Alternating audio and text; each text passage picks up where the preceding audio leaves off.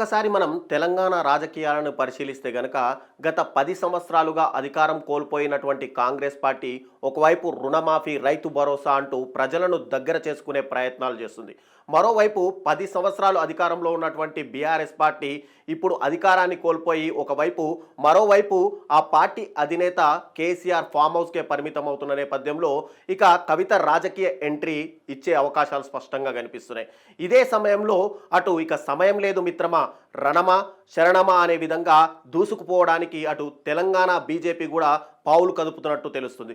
ముఖ్యంగా తెలంగాణలో బీసీ మంత్రాన్నే నమ్ముకున్నటువంటి బీజేపీ గత ఎన్నికల్లో కలిసి రాకపోయినా ఆ వర్గాన్ని ఓన్ చేసుకోవడమే లక్ష్యంగా పెట్టుకుంది.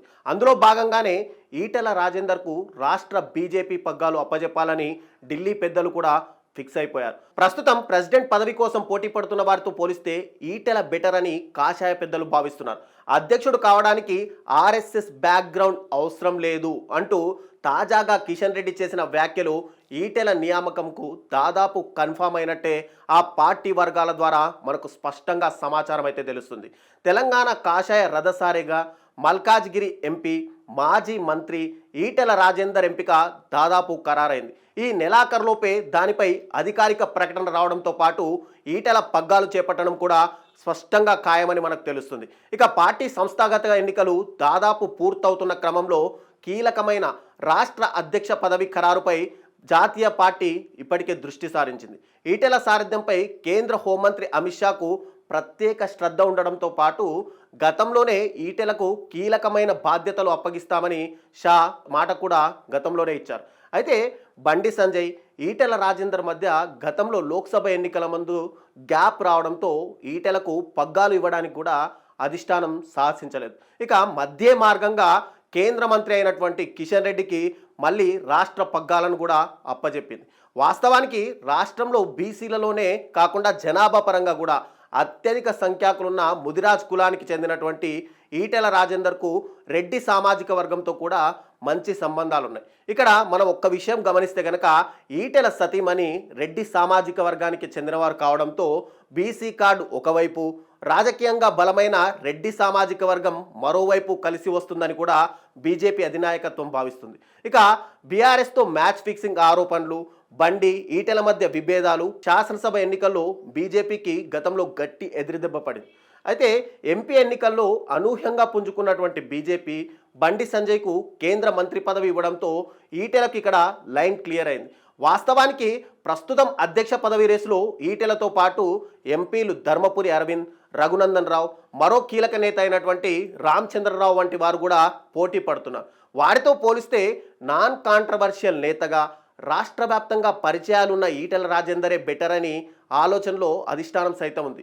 మరో నేత రాజాసింగ్ పేరు కూడా తెరపైకి వస్తున్నప్పటికీ సామాజిక, ఆర్థిక, రాజకీయ నేపథ్యంతో పాటు వ్యక్తిగతంగా చూసుకున్న ఈటెల రాజేందర్ వైపే ఢిల్లీ పెద్దలు మొగ్గు చూపుతున్నారు. ఇక 2021లో మాజీ ముఖ్యమంత్రి కేసీఆర్ ఈటెలపై కత్తి కట్టి అవమానకరమైన పరిస్థితుల్లో పార్టీ నుంచి బయటకు వెళ్లేలా చేశారు. అప్పుడున్న పరిస్థితుల్లో ఈటెల కేంద్రంలో బలంగా ఉన్నటువంటి బీజేపీ వైపే మొగ్గు చూపాల్సి వచ్చింది. తెలంగాణ ఉద్యమకారుడిగా రాడికల్ భావజాలంతో రాజకీయాల్లో ఎదిగినటువంటి ఈటెల మాస్ లీడర్గా కూడా మంచి పేరు తెచ్చుకున్నారు. ఉద్యమ సమరం నుంచి కేసీఆర్కు నమ్మిన బంటుగా ఉంటూ హుజూరాబాద్ ప్రజల గుండెల్లో సుస్థిర స్థానం పదిలం చేసుకున్నారు. వరుసగా ఎమ్మెల్యేగా ఎన్నికవుతూ కూడా వచ్చారు. కేసీఆర్ను ఎదిరించి బీజేపీ అభ్యర్థిగా బైపోల్స్లో కూడా భారీ విజయాన్ని సాధించి సంచలనం సృష్టించారు.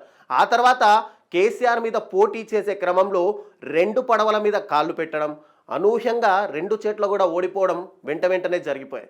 తర్వాత మల్కాజ్గిరి పార్లమెంట్ నియోజకవర్గం నుంచి ఎంపీగా గెలిచి బీజేపీ జెండా ఎగరవేసిన ఈటెలకు బీజేపీ రాష్ట్ర బాధ్యతలు గనక అప్పజెప్తే ఉద్యమ సంబంధాలు, సామాజిక బలం కూడా తోడై పార్టీ మరింత బలోపేతం అవుతుందని చెప్పి అధిష్టానం కూడా భావిస్తుంది.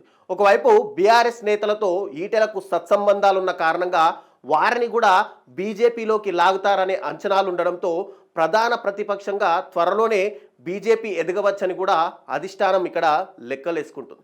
ప్రధాన ప్రతిపక్షంగా బీఆర్ఎస్ కనుక ఒకవేళ కనుమరుగైతే రాష్ట్రంలో బీజేపీనే ప్రత్యామ్నాయంగా మారుతుంది.